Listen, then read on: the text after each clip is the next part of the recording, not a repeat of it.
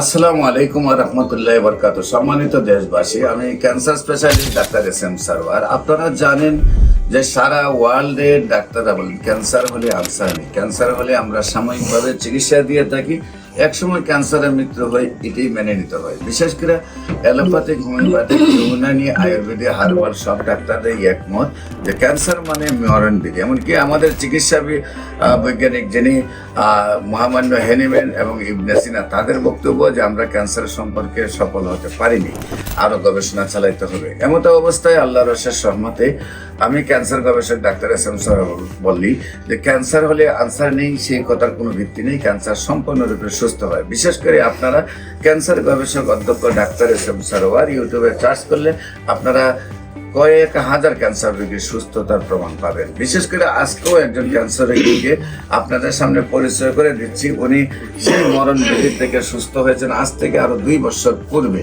বিশেষ করে কিভাবে অসুস্থ হয়েছিলেন, কিভাবে সুস্থ হলেন, কোথায় কোথায় চিকিৎসা করলেন এবং কিভাবে সুস্থ হয়েছেন আমরা তার নিজের মুখে শুনবো।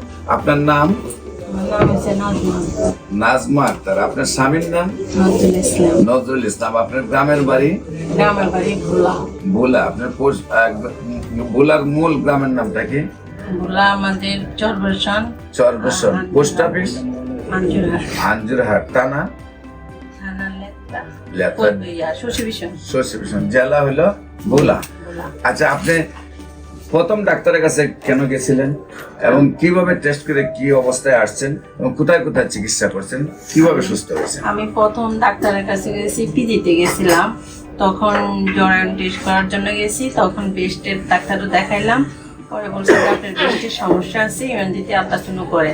তখন আমি ওখানে গেছি, ওখানে যাইয়া আলট্রাসাউন্ড করতে পারি না, ওদের টাইম নিয়েছে 1 মাসের জন্য। তো আমি হাজব্যান্ডের কাছে ফোন দিয়েছি, বলছে তুমি তাড়াতাড়ি চলে আসো, আমরা প্রাইভেটভাবে দেখাবো। তারপর 10 নম্বর পপুলারে দেখাইছি।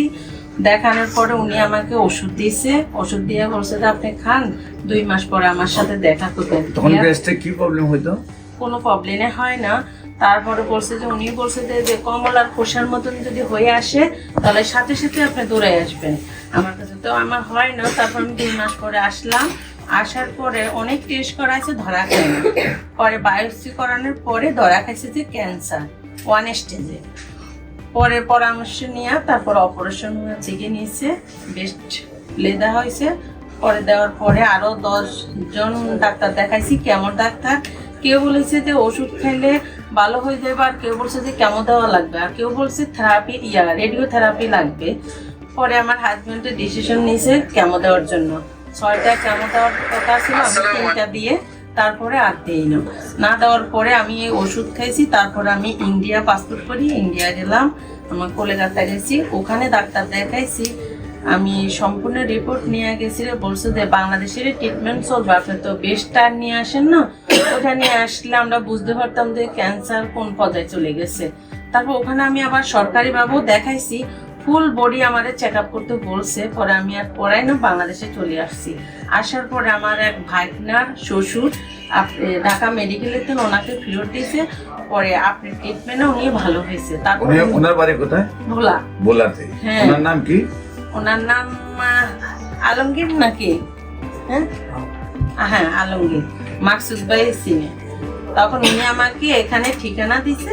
তারপরে আমি আইসা আপনার থেকে ওষুধ নিয়ে খেলাম। এই 2 বছর হয়েছে, আমি এখন ভালো ইনশাল্লাহ। আপনার চিকিৎসা ছাড়া হয়েছে কতদিন ধরে?